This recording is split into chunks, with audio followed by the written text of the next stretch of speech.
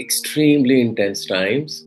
Therefore, we have to be very careful. We have to, first of all, take complete responsibility for our lives now. No more blaming, no more escaping, no more putting it on somebody else. As I said, it's a time of clarity.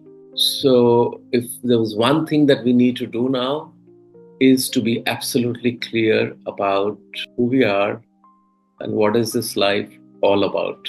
Because if we do not have the clarity, and the lack of clarity comes from our mind with its attachments, because the mind has still not learned to let go. And because we are not able to let go, we have confusions. We get tempted.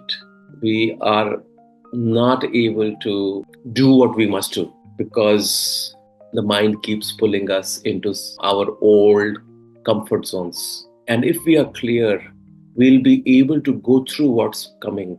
And the more we can stay away from the social media. I'm not saying we need to isolate ourselves from what is happening in the world, because I think it's a highly spiritual thing to also know what's going on and to be prepared, to understand what's happening.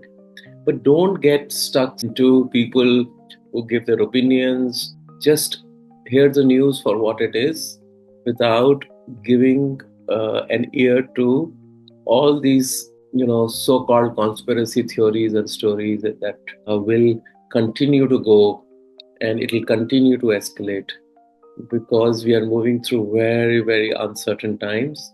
The times are uncertain, but we are certain about who we are. And once we have that certainty of who we are, everything around us starts to just disappear. It'll all, it's like a dance going on in the world around you. And if you are still, and if you are in that zone of your stillness, the truth of who you are in the eye of the storm. And the storm will just move around you and it will not touch you. This is the time where we just sit and say, it is what it is. All is as it's meant to be. I am not this physical body, and all my relationships and all my definition of who I am has to now be independent of my physical environment and the people around me.